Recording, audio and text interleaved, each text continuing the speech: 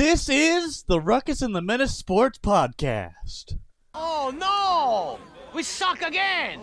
I'm getting confused. What game are you calling? I'm calling both games! It is caught by Kelsey! Touchdown! Kansas City! I need 3 of those things, baby! We ain't done yet! We ain't done yet! You like that? You like that? I like that! How's it going, Ruckus and The Menace Sports fam? You are watching another episode of the Ruckus and The Menace Sports Podcast. I'm Spence the Menace. And I am Ruckus, always causing a ruckus.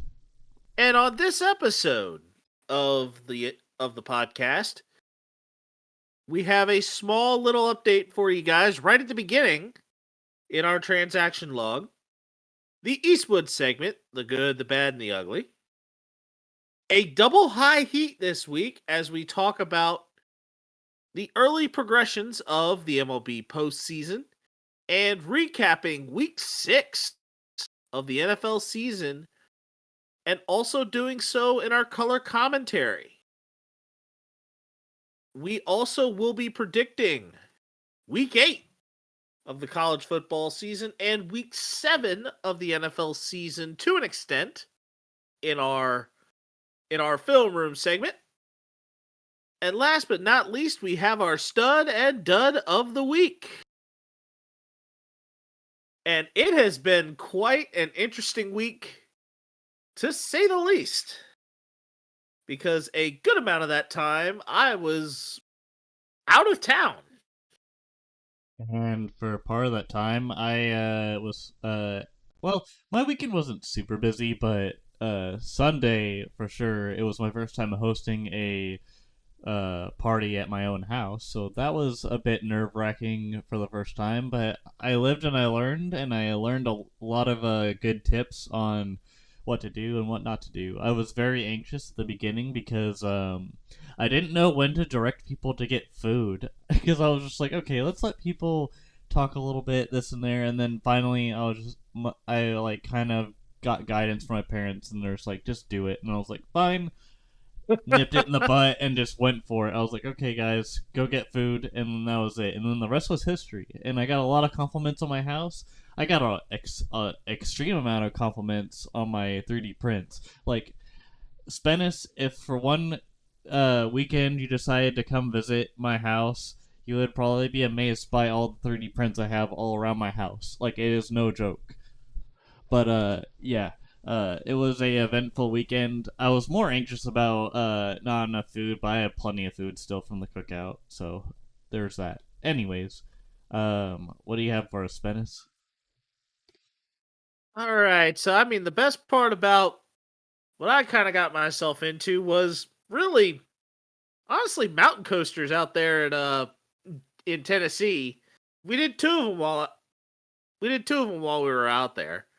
And they were quite nice, and I'll tell you what, if you get an opportunity to go and do a mountain coaster, do it. Is it better than Big Thunder Mountain Railroad from Disney World? You actually could, like, you're actually going, like, when you actually pay for the coaster, you're actually going up, like, the literal side of a mount, like side of like different mountains. You have control of your own brakes. So it's like a minecart in a sense? I mean, sort of in a way. You have a control of your own brakes. But granted, the speed wise is not quite as big as, like, say, going to like King's Dominion and riding the Dominator. You're not going at like 55 miles an hour, but you have control of how fast you go. And as long as you keep a good distance. So you have control and you have all of that. But of course, you know what I was going to do. Them handles were to the floor. The handles were to the wall. Floor it? Floor it? No, SpongeBob! No! Big toe! Oh my. But we're kind of now getting to the point where one of us is about to have a bye week. Because me. because somebody decided to grab a team that had a week 7 bye, while you will be dealing with my voice for another 7 more weeks before at least on a New Era and Old DC episode, before you get a week's break. At least. You're welcome, America. But also, you make it sound like I chose the Bears. It was like I was held at gunpoint. I really wanted to play the Chiefs, but you're like, nope, I'm going to play the Commanders, my team. And I was like, okay, fine. Because it was between the Texans for me and the Bears. And then you're like, and then you talked about Keenan Allen, and I was like, okay, Keenan Allen was playing for the Chargers last year, and now he's playing for the Bears. And can I talk a little bit about the Super Bowl race on my side? Go for it.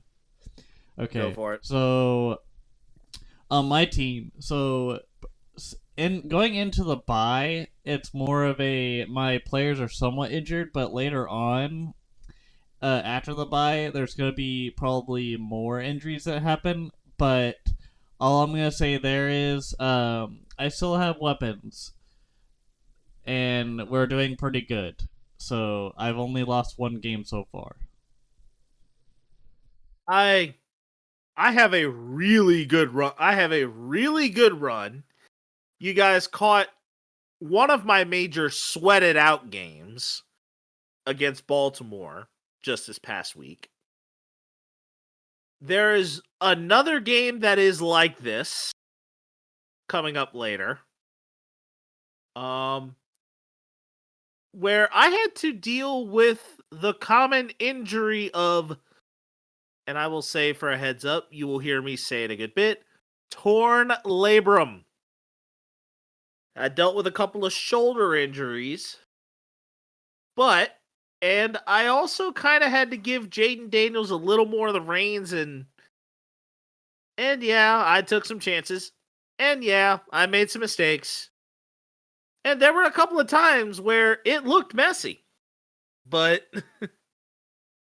I managed to come away with a couple of key dubs, and I am currently undefeated, unlike my Commanders, but I can see exactly a lot of the things of where it's coming from. And there are a lot of things that you will see me do that are very similar or have some eerie semblance to what G5 to Natty is looking like. And G5 to Natty is another one where I'm currently undefeated on YouTube videos, but as you go along, there will be one so far that ends up with this scenario, and you will know when it happens. And the Road to Glory series with the running back did not pan out as well as I would have liked, but it is going to completion, and it is guaranteed to be finished by December 4th. It will finish up December 4th, and at that point, y'all are going to probably feel super sick of G5 to Natty, but because the bowl season is coming in college football, I have decided to ramp up the Group of 5 to Natty content and make it go even faster. As for the entire month of December, and probably a good decent chance of January maybe, if I can get everything ramped up fast enough, you possibly will be seeing Group of 5 to Natty in the month of December and possibly January, 3 days a week. Yes, I'm currently doing 2 days now, but 3 days a week. No guarantee on January because there potentially could be. I'm possibly teasing around the Captain America Road to Glory, but I've also not decided if that is going to officially launch on New Year's Day or not just yet. The biggest thing that will come about from this, I want to get myself into the coaching carousel rhythm for the end of year 2 and see where I land. At that point now, we can move on to another piece of the transaction log, the playoff update for the WNBA, where the New York Liberty and Minnesota Lynx are tied at 1 in the WNBA Finals, and the next game for that series is in Minnesota on Wednesday. And I believe it is a best of 5. So it'll be the first one to win 3. Yeah. And now, Ruckus, we now can roll that tumbleweed down as we get into the Eastwood segment, the good, the bad, and the ugly.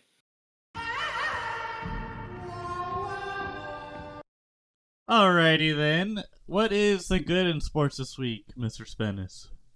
Yes, and I had to come up with this one. Because as soon as I saw this, I looked right away and I'm like, this has got to go in. I kind of want to see a little bit more in the nature of what kind of caused this and go from there. After missing 2 seasons of not being in the NBA level because of pretty much a completely torn meniscus, that it was ultimately being bone on bone because the meniscus was not there anymore. Lonzo Ball had to go through a meniscus transplant, which is a very uncommon thing. And now, on Wednesday against the Minnesota Timberwolves, Lonzo Ball is now scheduled to return to basketball playing action in an NBA preseason game at this current time. And the Chicago Bulls will look to bring Lonzo Ball along slowly and kind of let him ease in. Because really, just before the meniscus kind of completely went on him, Lonzo Ball was becoming a very serviceable. Really, I think he was even becoming a starter, like a serviceable starter at the time when he was with the Bulls. And it felt bad that he had to go down the way that it went down the way that it did.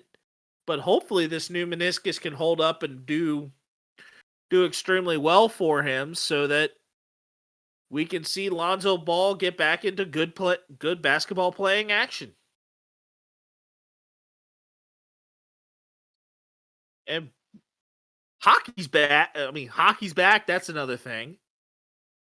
And I almost put the good of the Utah hockey team, the Utah Hockey Club, winning its very first game against the Chicago Blackhawks. That'll put a smile on Salty Water's face. I was going to say even Alex Man too, because now Utah has a hockey team, but Yeah. But neither here nor there, because that Utah club right now has no name. So now we just went from in 2020 and 2021 dealing with a football team with no name. Now we have a hockey team with no name. Almost fits the Clint Eastwood thing where it's like the man with no name or whatnot. I was thinking more along the lines of I think there was a song, I can't remember who did it. Oh, it was a song from America called A Horse with No Name. It's a few dollars more. Yeah. It's like he'd been through the desert on a horse with no name, and it felt good to be out of the rain. It was kind of where I was kind of thinking of with, I can't believe the Blackhawks lost to a team with no name. But I think everyone was using that troll back in 2020, where it was just where hindsight always seems to fit, in talking about teams losing to a football team with no name. So it kind of lost its luster a little bit. But what was not so good this week? This week that was bad was Jim Harbaugh had to be taken off the field briefly for a heart arrhythmia. Came back and Chargers won, joking that he is 2-0 when that happens.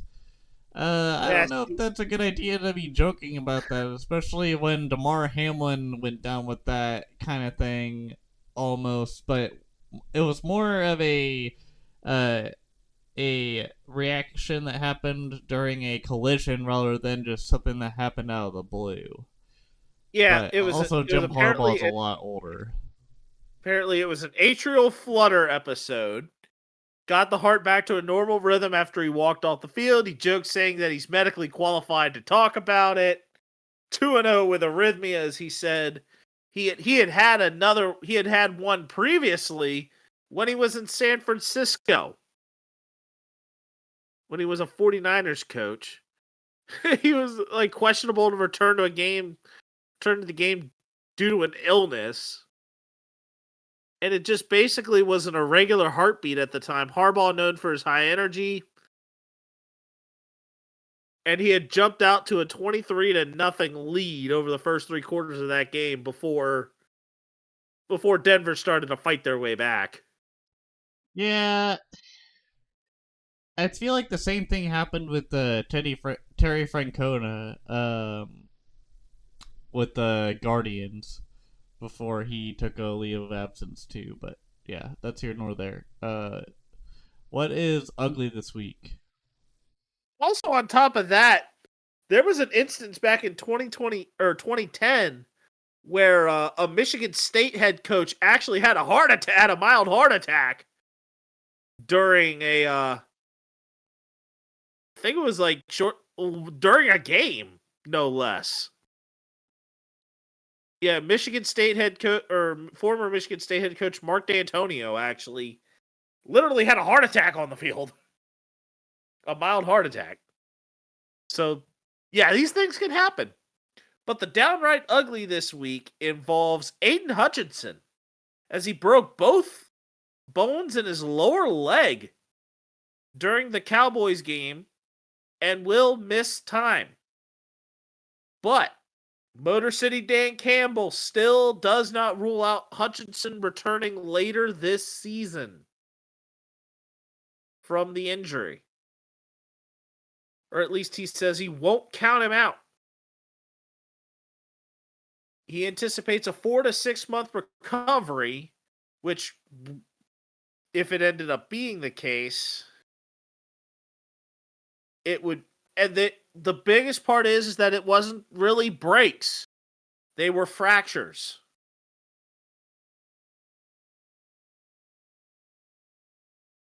On his left leg while he was sacking Dak. And it said it appeared to snap above the ankle when it hit the left leg of Aleem McNeil.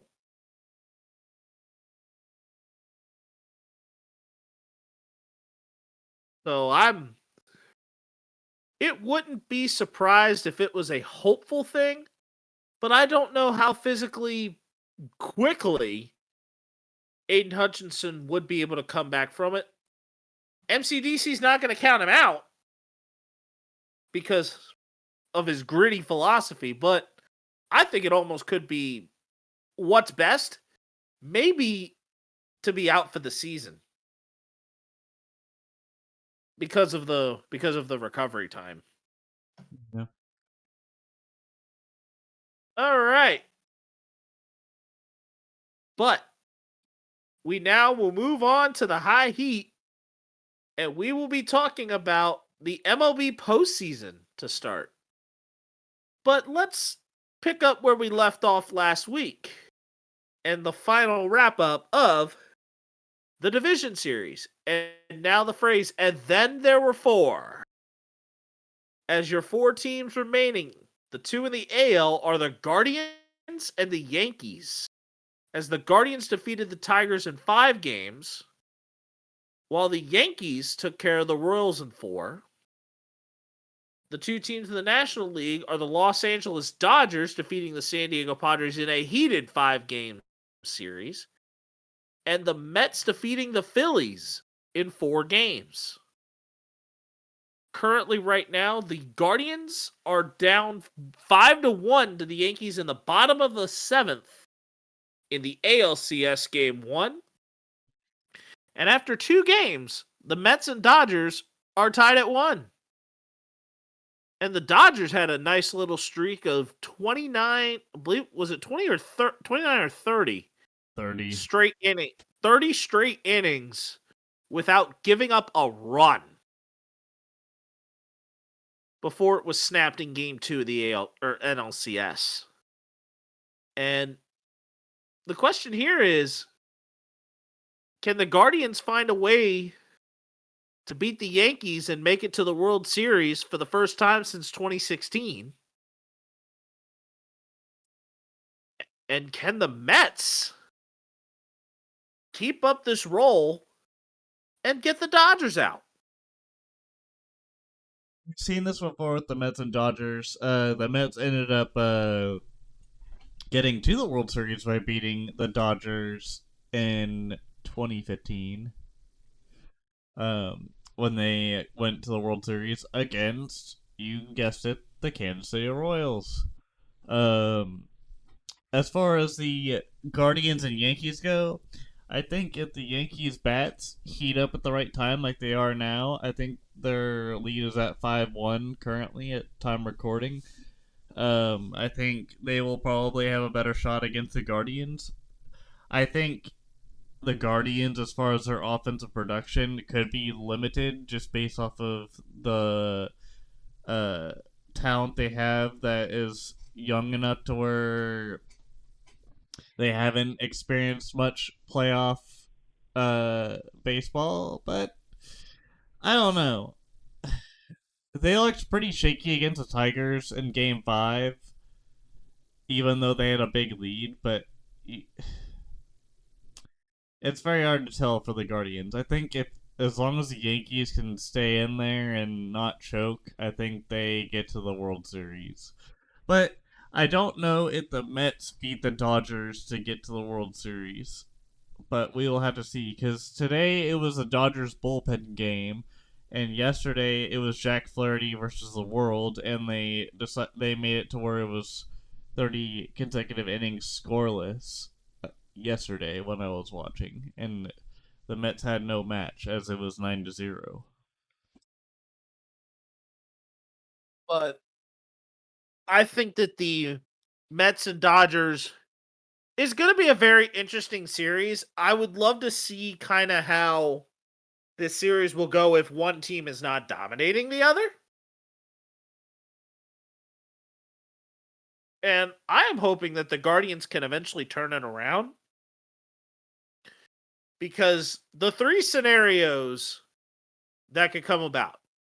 You have the Guardians and Mets, who have both not been in the World Series, or have not won a World Series in a long time. Granted that the Yankees have the second longest, or no, the third longest World Series win drought. But this could be the first time that the Yankees and Mets could face each other in the World Series since 2000. And then you have the Yankees and Dodgers, who are the 2 teams that, as far as the ratings of the series, could be the most box office. But I think as far as the baseball that I would really want to see, I just don't want it. So I am hoping for the Mets Guardians, because I think that would be the most entertaining series. Because one of those long droughts the Mets in 86, the Mets since 86 and the Guardians since 48, one of those long droughts is going to break.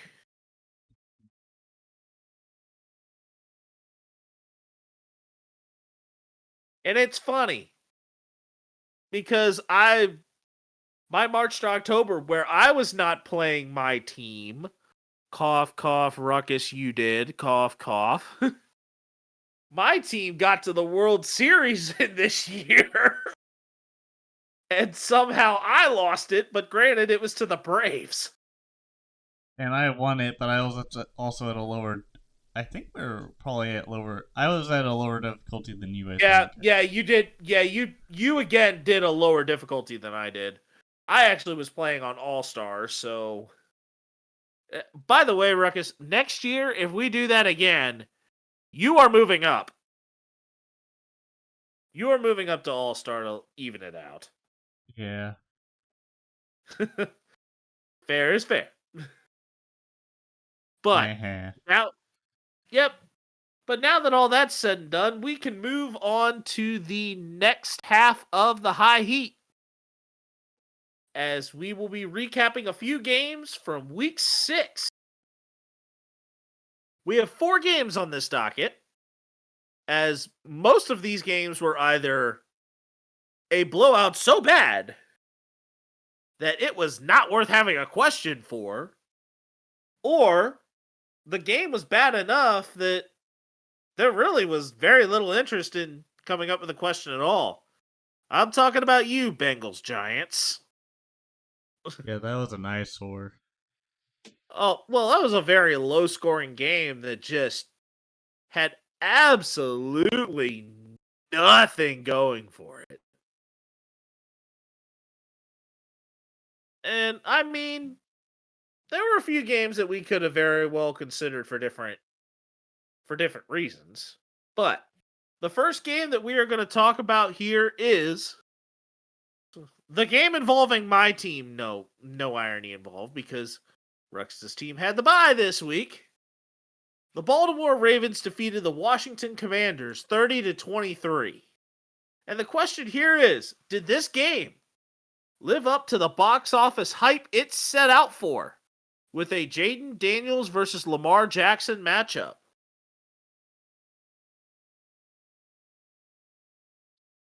I think, for what it's worth, the Ravens actually put their money where their mouth is when it came to the contract of Derrick Henry. Like, they actually are starting to use him more and more compared to how they were at the start of the season. And it's definitely paid dividends.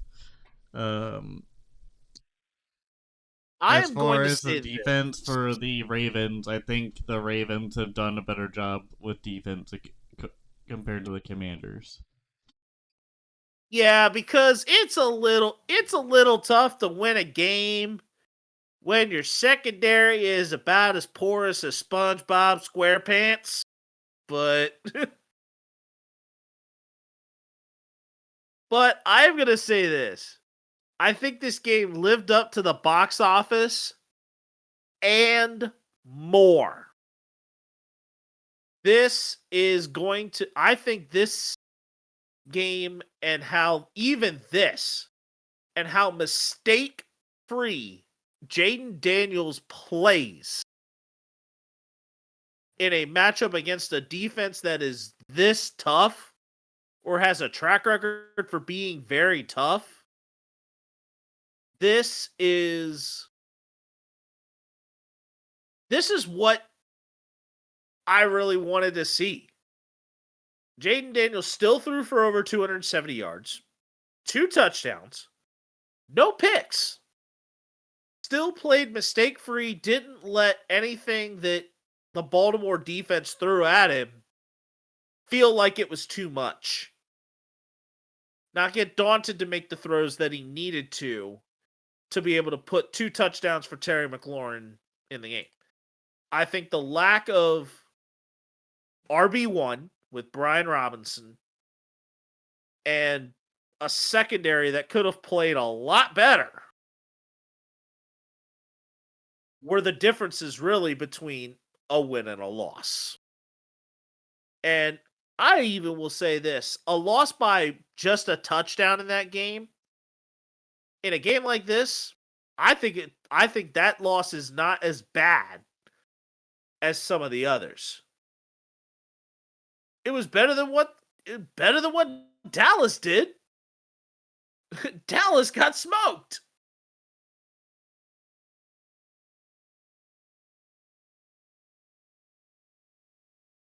Yeah. But we will mention them later. The next game we want to talk about here is the Colts winning against the Titans 20-17. And the question for this game is is that now that the Colts are looking to try and bring Anthony Richardson back starting in week 7, the question here is, would the decision to bring Anthony Richardson back into the starting quarterback role throw off the groove that the Colts are currently in, with Joe Flacco currently having this team on a winning track?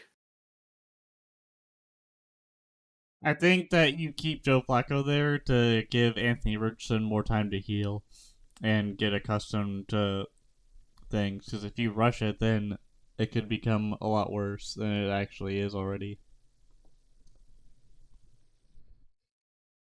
Is Anthony Richardson a talented quarterback? Yes. Anthony Richardson is an incredibly athletic quarterback. However, there are certain things that are much better for what Joe Flacco is doing for this offense than what Anthony Richardson has thrown together this season. Yes, both of the games that he lost before the injuries were one-score games. I can respect that. But Anthony Richardson is better on his feet. He is basically what Lamar Jackson is without having a really good ability to throw the football accurately. And yes, I think Anthony Richardson has worse football IQ in terms of being able to make good decisions throwing the football than another quarterback that doubles as a running back, Justin Fields. Yeah, the IQ of what Anthony Richardson has, I mean, granted that he's a young quarterback, but I think the Colts right now are kind of in that position where they are just more like how to not properly install things for your young quarterback. Yeah, the Washington Commanders are doing everything right. They took the VR stuff that Jaden Daniels learned in LSU. As soon as they was drafted, Josh Harris decided to buy it. And Jaden Daniels has basically just flat out thrived in the NFL because of it. But I think that the mojo of what the Colts are doing right now is better with Flacco in than what Richardson has. I'm sorry, Colts front office and Shane Steichen and all you people. You're throwing off your team's groove. Because Joe Flacco has brought a passing game back that, honestly, with Anthony Richardson in, it kind of sucks the life out of it. And the Colts offense has just been given like a new passing life with Flacco at the helm. Plain and simple.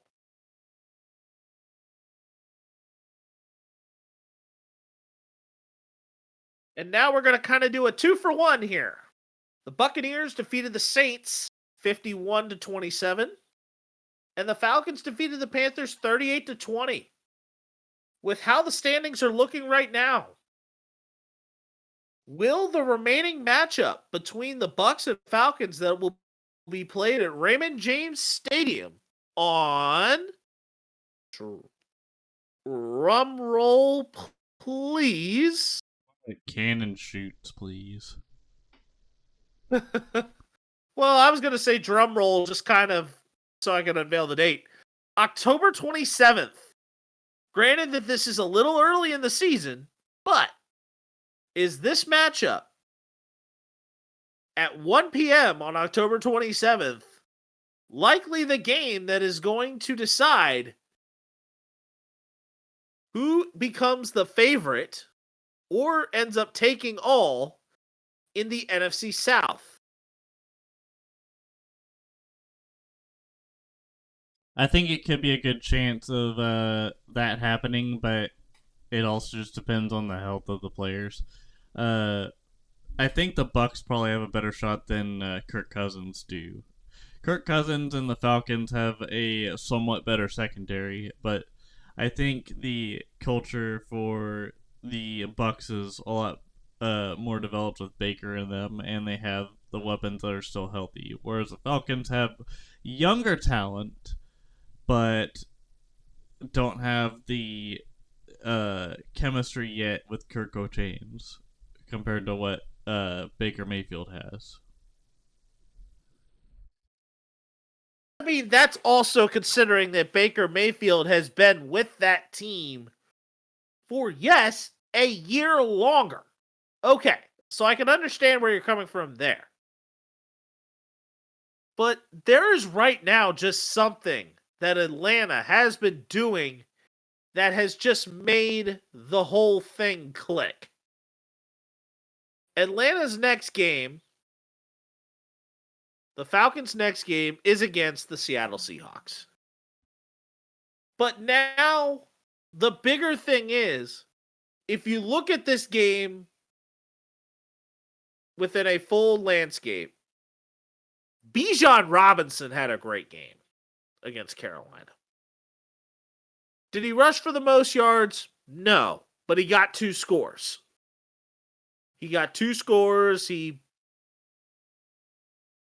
We're fine. Like, as a fantasy owner, you're going to see what the results are with Bijan having a great game.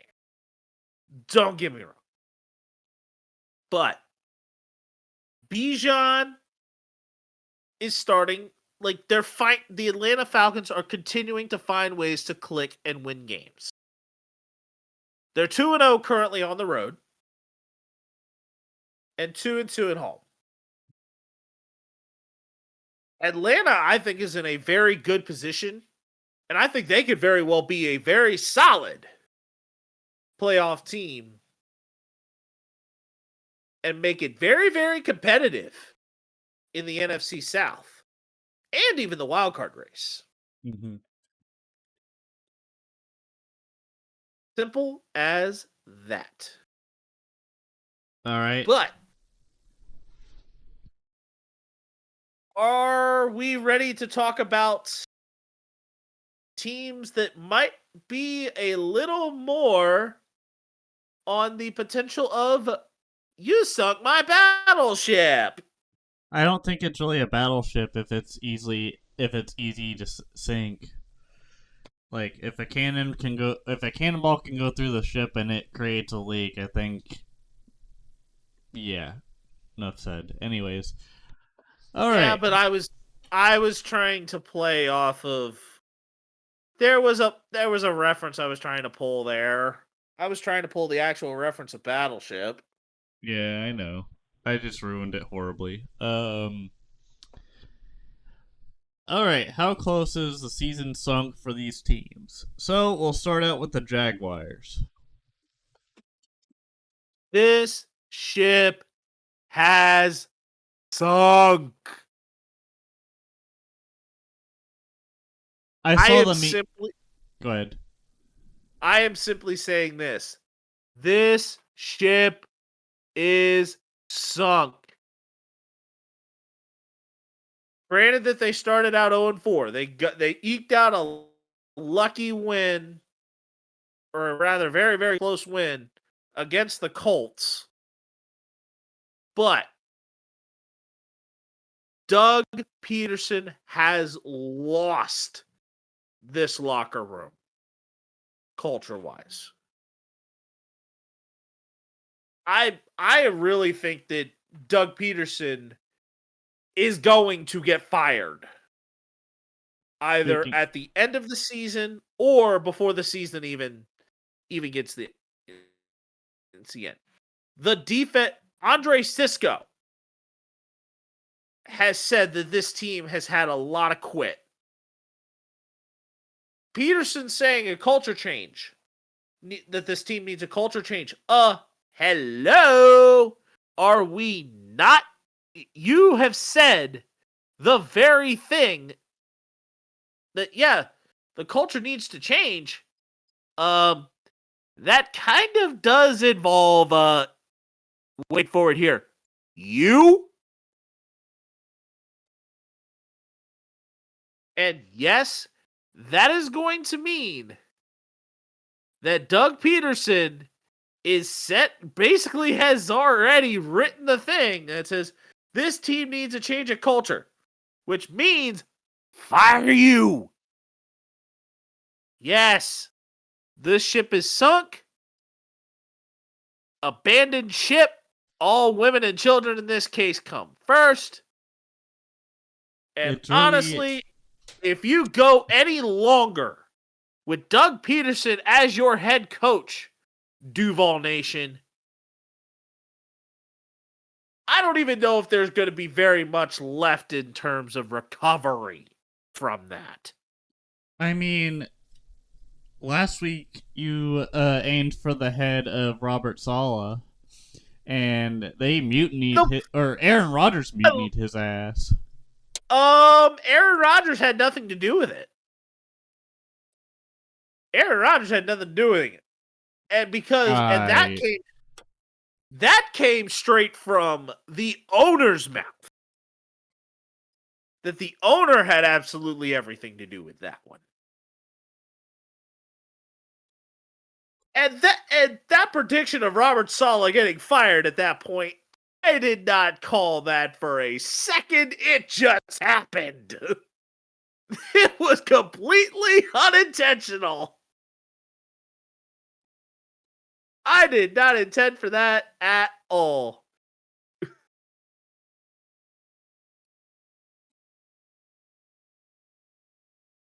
But with all that aside, yes, I am definitely saying that Doug Peterson needs to be fired. I saw a meme that was like everyone waiting for the post to be like, and it shows the breaking news, and it shows a picture of Doug Peterson with the looking like surprised. Like, oh, he's gonna get fired tomorrow. But I don't know if that happens. Anyways. The next game, or the next team that we want to speak on here, is the New Orleans Saints. A team that started out so good over 2 games, scoring 91 points. And they have scored a combined total over their next 4 games. 12, 36, 49. 76 points after scoring 91 in the first 2. Yeah, I don't know. I think it's a couple more games until Derek Carr eventually maybe heals from the oblique injury or something that he suffered. And now on top of that, they also have Chris Olave in the concussion protocol. In the percussion protocol. The concussion protocol. Also, you have Spencer Rattler as your starting QB, which, if you followed early college football, he was not good with the Sooners. Then went into the transfer portal and then I believe after that went to South Carolina and maybe made a name for himself barely, but Oh yeah, it was kind of a mature. I think it was a maturity. It ultimately, I think, was a maturity check for him to go to South Carolina over that. Granted that he went from a Big 12 school to an SEC school and got a chance to actually start, but I think that it ultimately allowed him to get a little more of his head on straight. yep, and he didn't really get intercepted. I don't think during the Saints game. He might have. Well, I don't know, but I do know he Oh, threw a he actually touchdown. did. I think the stats are gonna show. I will look at his stat line here. 22 for 40 for 243 yards, 1 touchdown, 2 picks. Was also sacked 5 times. Kamara had 13 carries for 40 yards. He spread the ball around, which was kind of a normal Saints thing to do. But Olave was also out for a good amount of the game due to his concussion. And Rashid Shaheed was also completely irrelevant.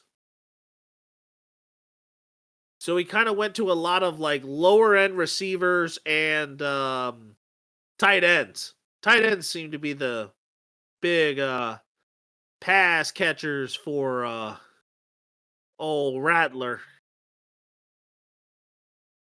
And then the Eagles. Well, in short, I think that I'm also gonna kind of finish up my Saints submission here. That I think that they've taken a couple of hits, but the Saints may be able to find some sort of way to try and row their way out, but it may not be all that simple because their next one they have the Broncos and the Chargers, then they have another hapless one against the Panthers before playing the Falcons. So I'm going to say they're kind of hanging on by very much of a thread, but the ship is definitely sinking for the Saints. I think it, for the most part, is sinking a little bit, but I think they could make a late push. But yeah, they're for not now, sunk. it looks. I don't think they're not sunk. I think they're sinking a little bit. There's definitely some holes in the ship that need to be fixed up. Do we now go to the Eagles, or do we want to Yep, skip we now through? can move on. Oh well, we now can move on to the Philadelphia Eagles. That is fine.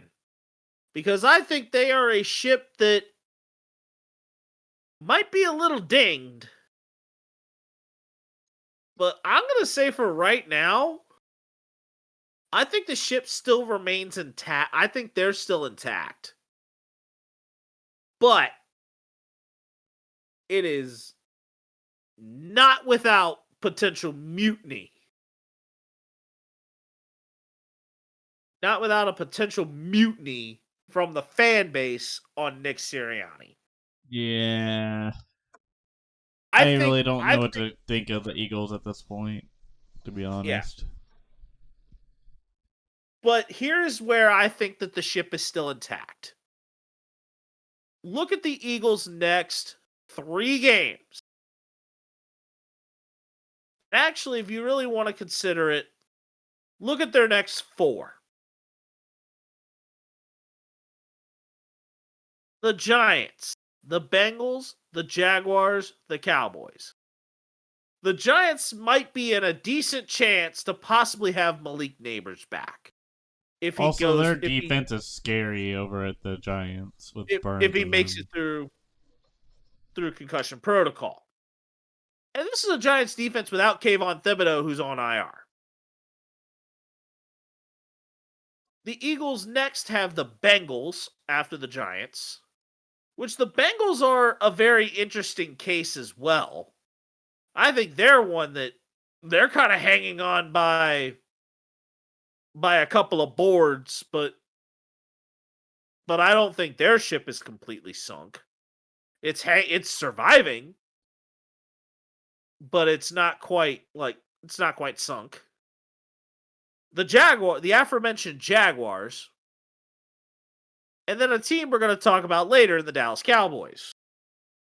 So I think that right now, at this current state, I think the Eagles ship is intact. I think it is still intact. And I think they are in the process of a little bit of repair to get themselves kind of going back in the right direction. They're kind of just having their sails kind of start to get the wind back into them. The next team we're going to talk about is the Denver Broncos and where we stand on them. Although I think we're both probably going to have contrasting opinions on this one. I think the Broncos are a definite sink of the ship when it comes to just the development that's going on is slower. Obviously, it's going to be slower because of the fact that Bo Nix he's in his rookie season, but I don't know what that means for the rest of the team going forward this season. If they get a chance at a late wild card push, or if they fall flat. I don't really know what to think of the Broncos right now. They look alright, but they just got beat by the Chargers. Which we thought the Chargers were kind of done if Herbert suffered any more issues going forward. Which seems like he hasn't stopped since then. I think that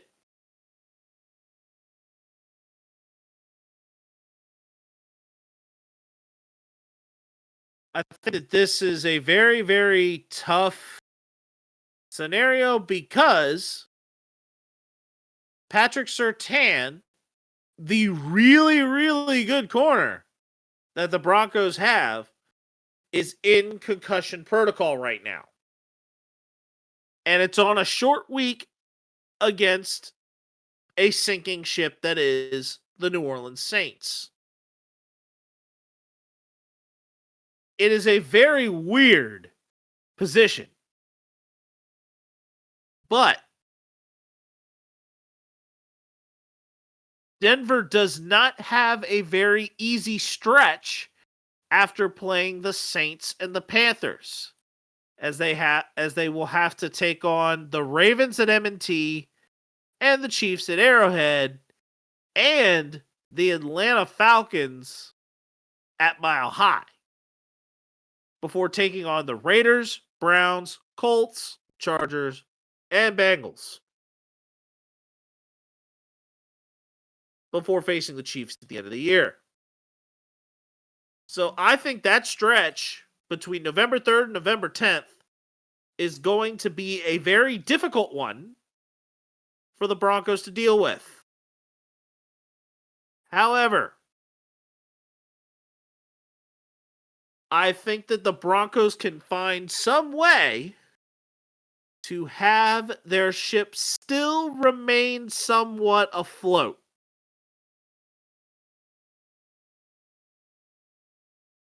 Because they're currently sitting at 3-3.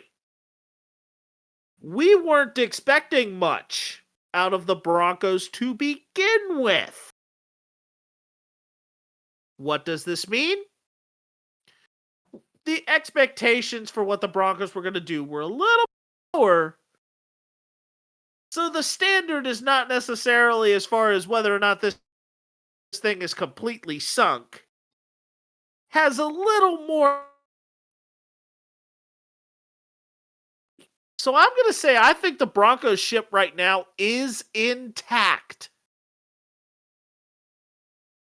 Just dealt with a little bit of a dent in the Pat Surtain injury, but depending on how quickly they can get him back, I think the Broncos are going to be just fine.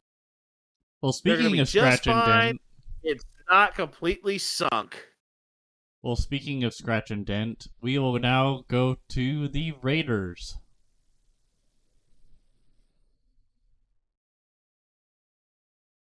That is a royal mess. That's why I said scratch and dent. It's like, you look at it and you're like, do I want to buy this? Well, it's got some blemishes on it, but I could put it in the corner. Well, no. For the price, no. But, yeah, no.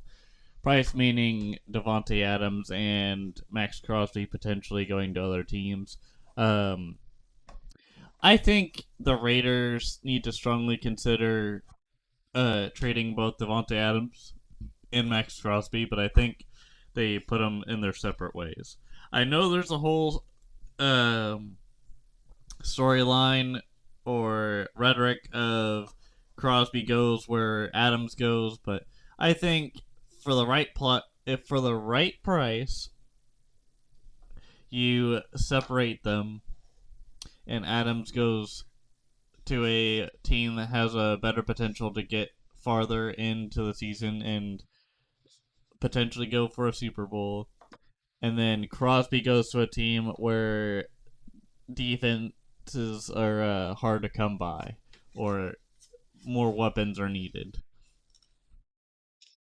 Because the Raiders, they had a stretch where Max Crosby and Adams were not playing, and it really hurt them. And I was saying earlier in this, before the season started, that the Raiders, their defense was going to help them win games more than their offense because all they had was Minshew and then like Adams and a few other receivers. And Jacoby Myers is dealing with an ankle or a bad ankle, so he's kind of off the docket. And now you're going with no-name receivers that don't show much potential right now. They don't have a proven track record. Okay. Brock Bowers is a bright spot. Yes. Brock Bowers is a bright spot in this offense.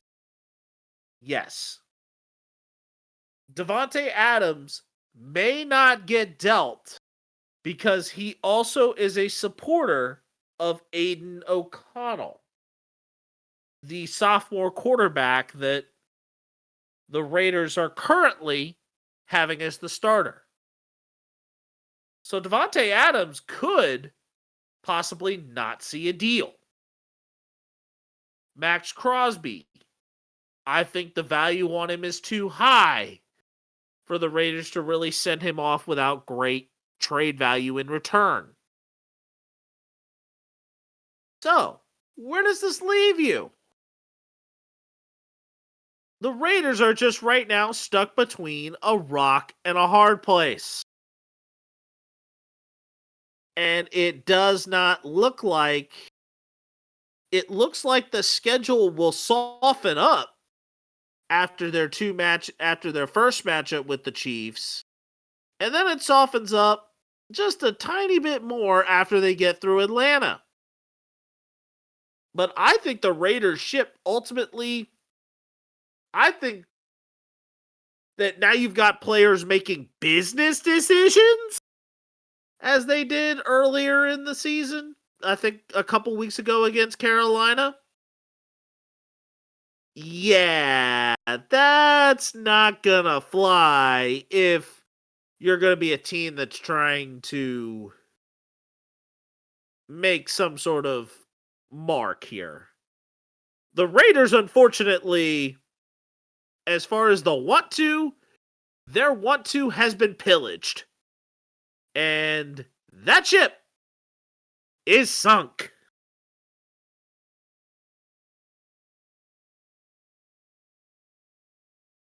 And now we move on to the team known as the walking accident waiting to happen. The Dallas Cowboys. Okay, here we go. Yeah, how about no? I think the Cowboys are a slippery slope, and I think it's slippery enough to where there's a huge leak in the boat, and they're fastly trying to funnel out the water that is inside the boat with the buckets they have little of to keep afloat. I think they're about to sink hard. About to sink? Have you looked at what in the mind of Jerry Jones, I don't think he probably sees like a little hole that Flex Seal can seal, but in my eyes, I think it's gonna take more than Flex Seal to fix that boat. At this point, Phil Swift has sawed the boat in half. That ship is sunk. They are sunk. You get flat out embarrassed by the Detroit Lions, who are just over here playing backyard football with you. Like NFL and Street. Yeah. And look at what their next 5 games are. In this order: the San Francisco 49ers, the Atlanta Falcons, the Philadelphia Eagles, the Houston Texans, and yes, I'm gonna say it, the Washington Commanders at Northwest Stadium, before going on to take on the Giants, Bengals, Panthers, and Bucks. All before Christmas time. So, those next 5 games, if they're lucky, I see the Dallas Cowboys going 1-4. If not 0-5.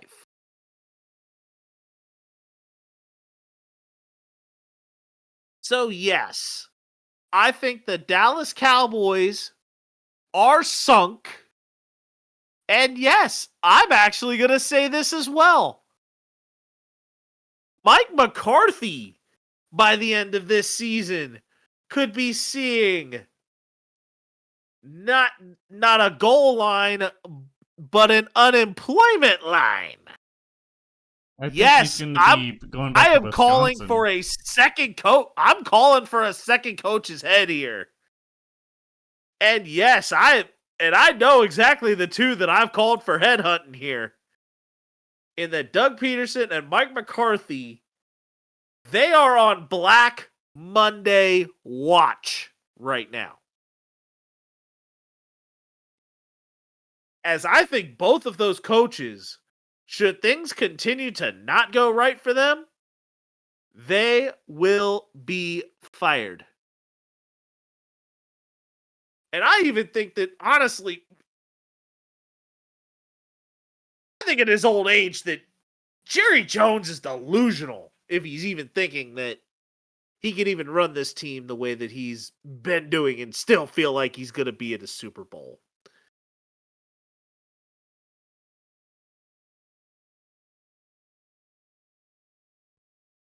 And last but not least, we have the 2-4 Cincinnati Bengals. I think the Bengals are definitely a shell of themselves, and it's shown. The Chiefs, who were told to have probably one of the hardest schedules at the beginning of the season, facing the Ravens in the first game, beating them by a toenail, beating the Bengals by a field goal, or I think it was even just 1 point. Yeah, 1 point. Like, Bengals are playing themselves, and it's kind of showing because of that. They need to get their offense going more. They need to figure out their run game. It's between Chase Brown and Zach Moss, and it seems like Chase Brown is doing a better job than Moss was. That was a big oopsie on my part for choosing Zach Moss as a running back on my fantasy, but they seem to get into a rhythm, and I think they'll be fine. But they are still sinking. I think the Bengals are making the necessary repairs. They got stuck with a couple of very, very bad breaks early. Yeah, that loss to the Patriots, I am just going to say it. No excuses. You lost. The Chiefs, no excuses. You shot yourself in the foot. And not like Plexico Burris. That was more so the leg. I was talking the foot. You shot yourselves in the foot. You kind of got stuck in too many situations there with the Chiefs game where you went a step forward but a 2 steps back. The Washington Commanders basically just let a rookie quarterback put on a clinic. You fought with it. You fought with it hard, but Jaden Daniels worked you. Jaden Daniels went 21 for 23 in that game with 254 yards, 2 touchdowns, no picks. Joe Burrow had a great game. But that game was just really, really good, and the Commanders being ready for prime time.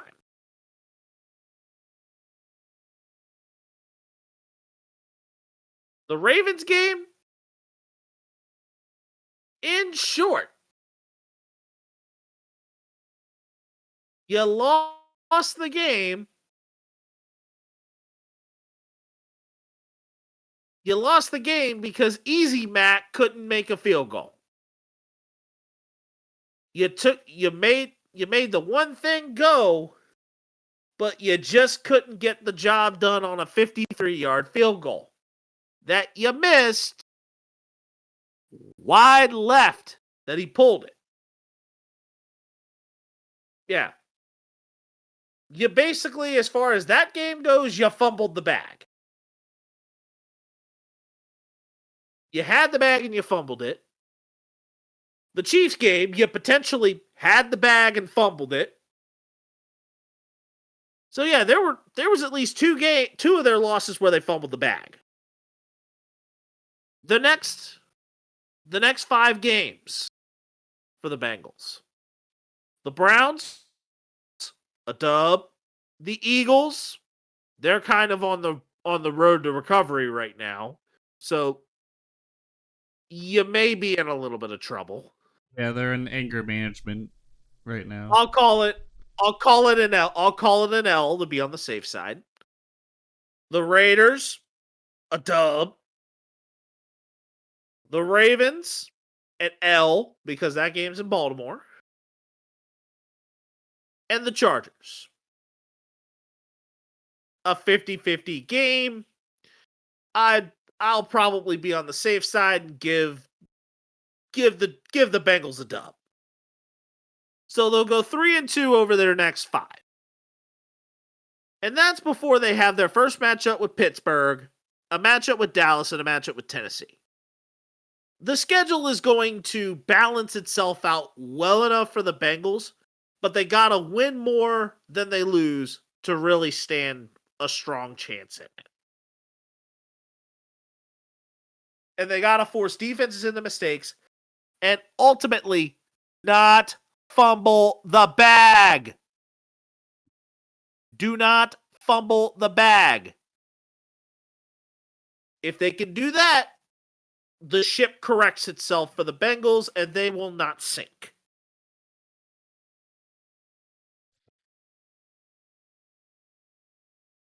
All right. Now let's go to our pick'ems. All right. So we still have a game to be scored. And the Jets That and Bills game, are still tied at 20 apiece.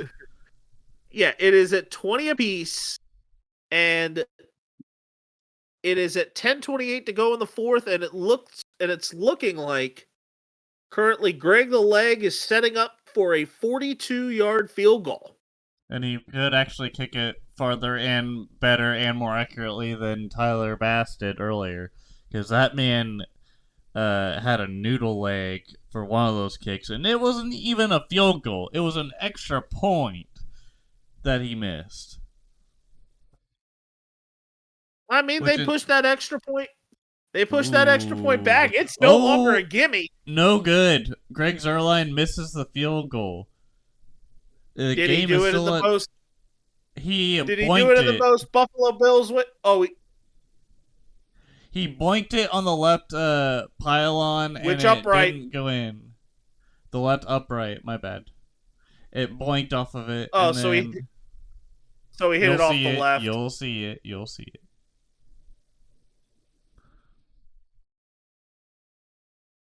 But yeah. Earlier I was talking about Tyler Bass hitting it. He didn't even hit it near the damn field goal post. It like kind of whipped. The ball kind of whipped. It didn't look good at all, and it wasn't even a deflection. It was just bad.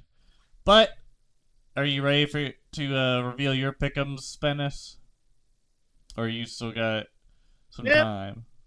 Still gonna place, but I'll kind of place them as I go along here.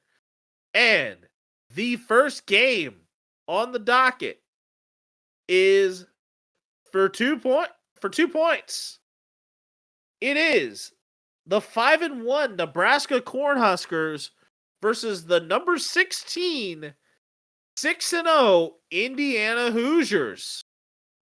Where are you thinking?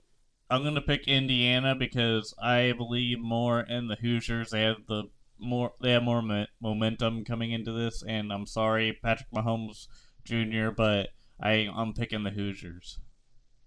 I'm taking Indiana as well here. The next game at Neyland Stadium in Knoxville.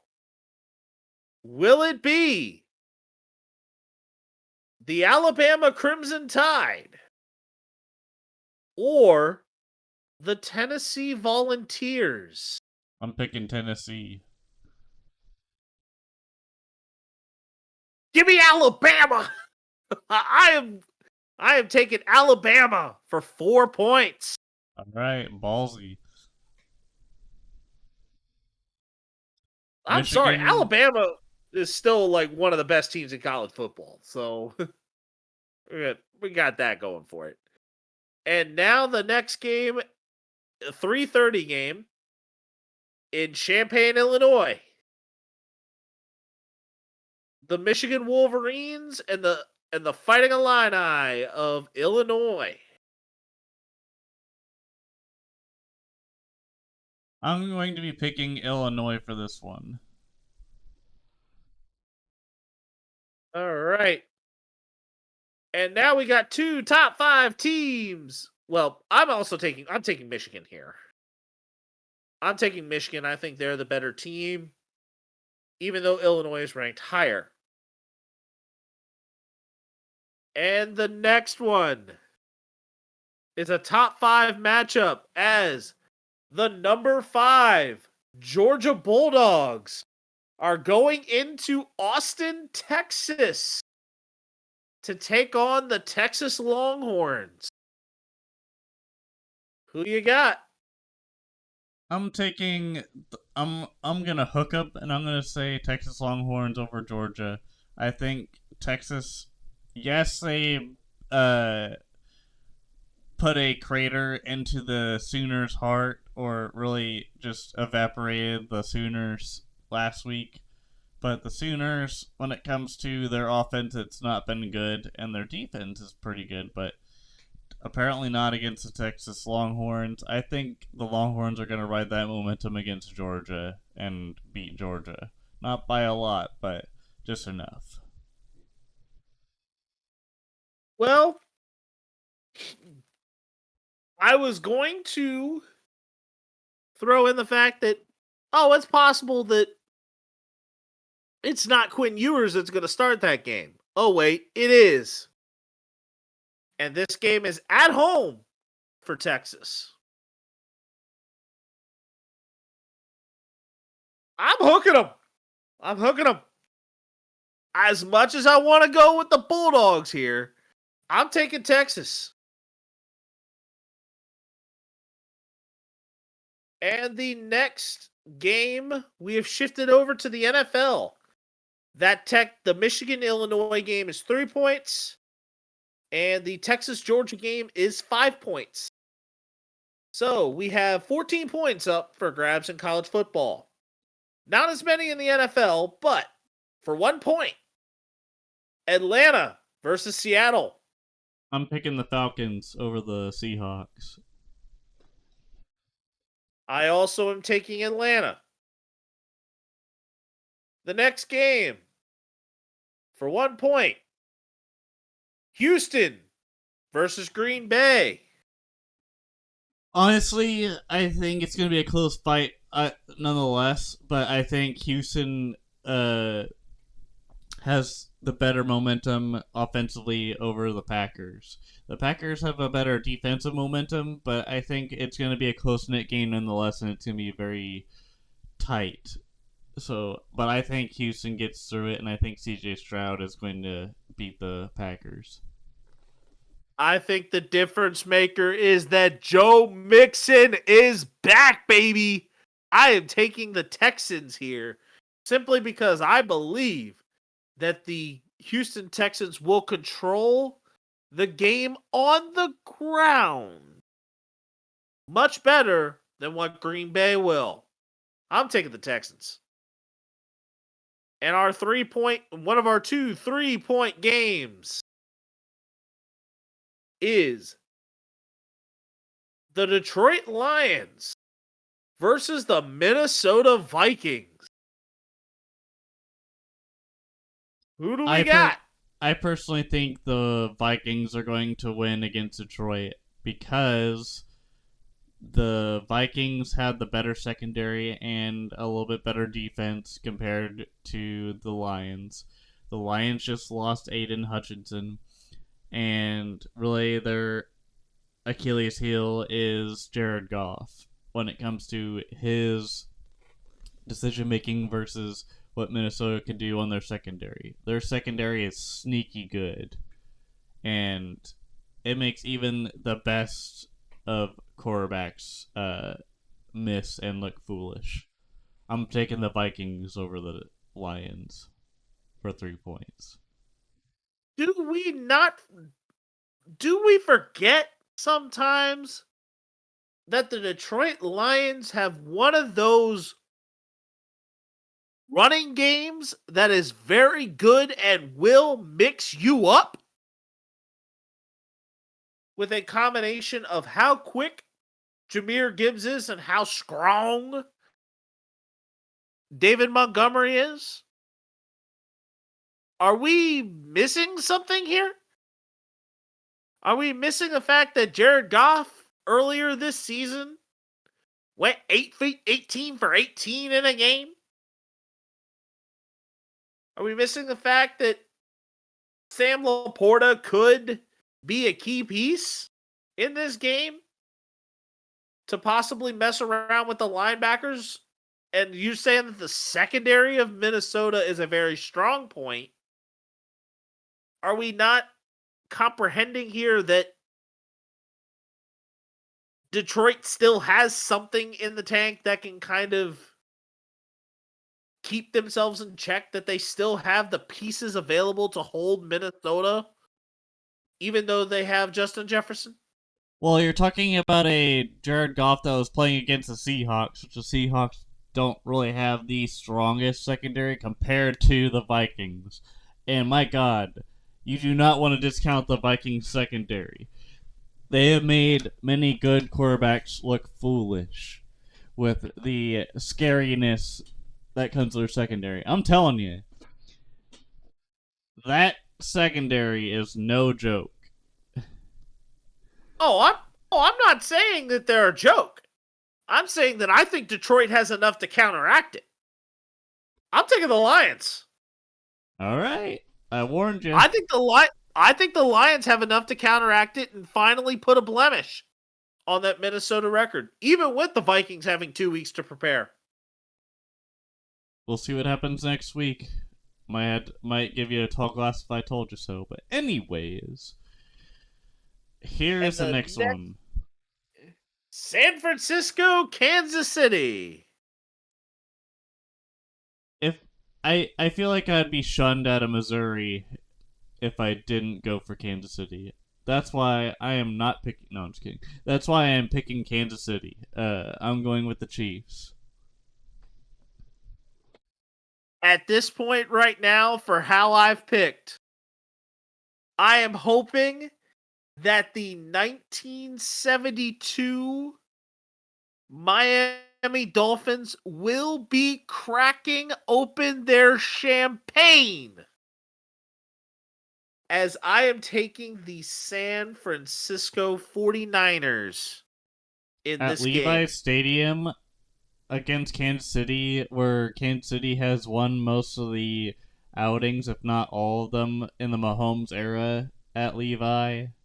I don't know. We'll have to see.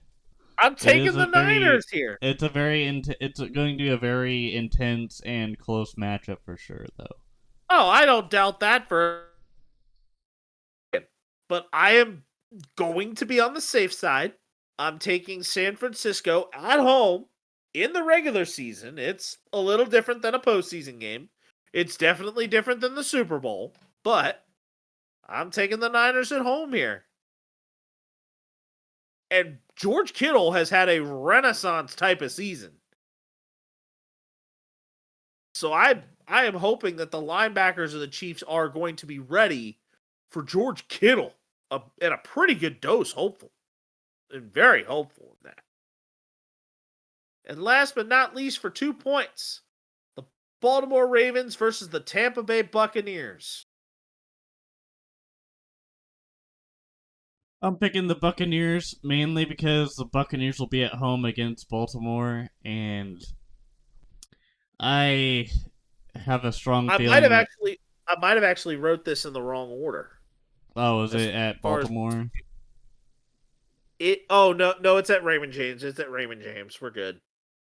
RJS? Yeah, Alright, yep. I'm picking the Bucks because I feel the Ravens are going to be feeling very intimidated against the Buccaneers with the cannon shots and whatnot, and I think Baker is going to have a better time on offense versus what Lamar and King Henry will have.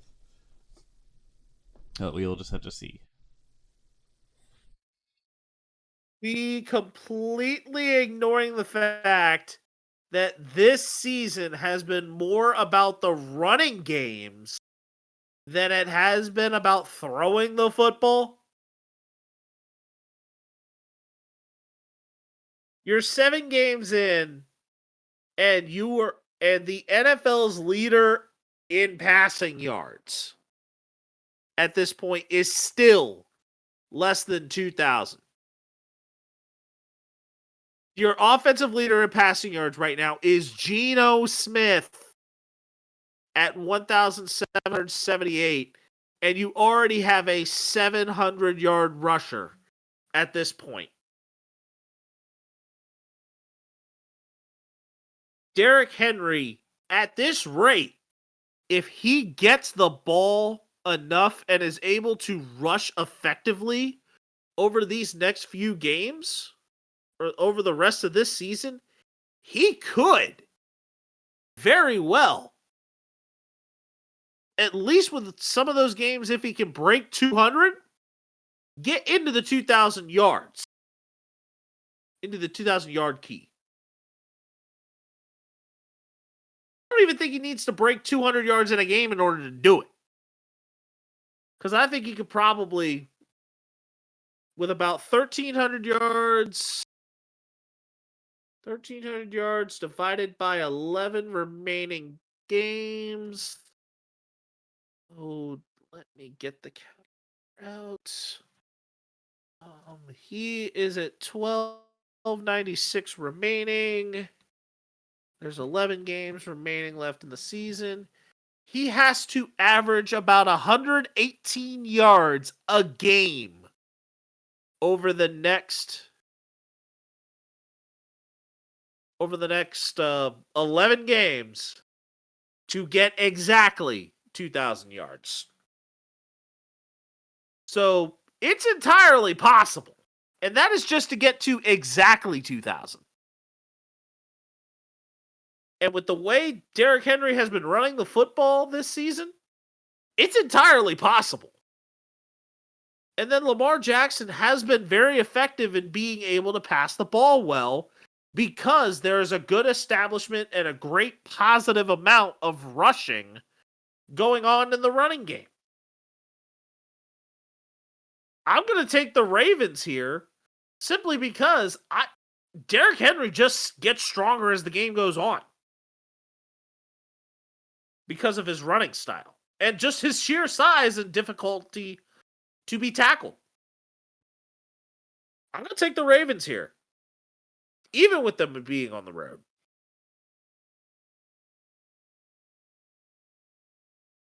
And now we can wrap up this week with our stud and dud of the week.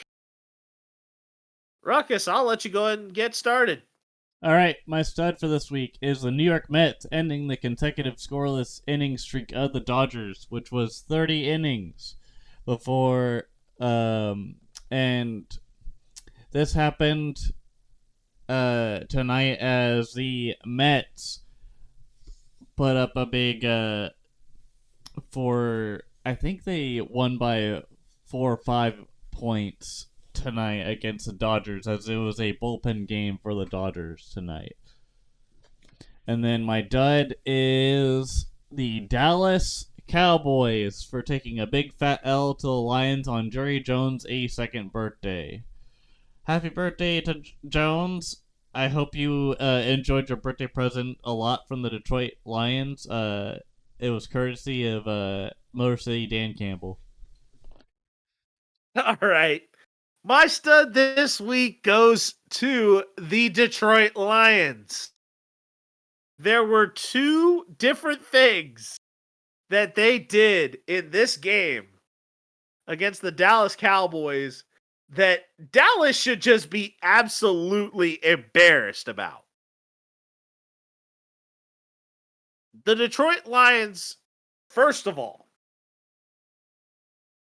they pulled a very similar Hey Arnold type football play, Statue of Liberty, double reverse, flea flicker, razzle dazzle, fumbarooski, that ended with Sam Laporta scoring in the right corner of the end zone as part of a 52-yard touchdown pass.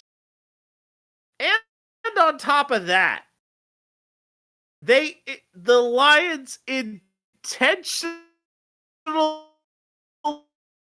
pulled a hook and ladder with tackle Penei Sewell.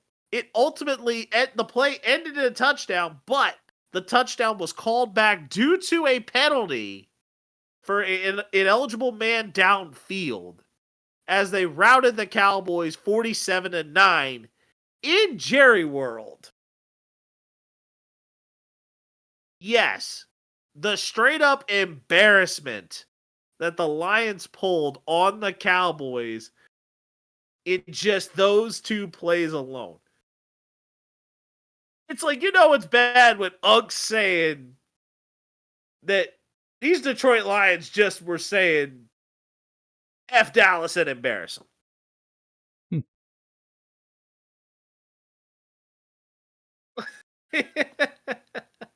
And Stephen A was just trolling. But my dud this week goes to Eagles coach Nick Sirianni. He chirped at the Eagles boo birds that were kind of booing the team following a win against the Cleveland Browns, and he had to apologize and take the apology of shame because of how he responded. I don't know what words were said or anything involved with that, but just the fact that he did it and had to apologize over it, because it just, that's why I think that the Eagles, the hardest thing that they're going to have is the mutiny of a fan base. And on this note, Ruckus, go ahead and take us out. All right, ladies and gentlemen, thank you for listening to the Ruckus and The Menace Sports Podcast. This is the Ruckus and The Menace Sports Podcast, the best podcast in sports. I am Ruckus, always causing a ruckus. Battleship the Menace. And we'll see you guys in episode number 119 next week. Deuces. Deuces, everybody.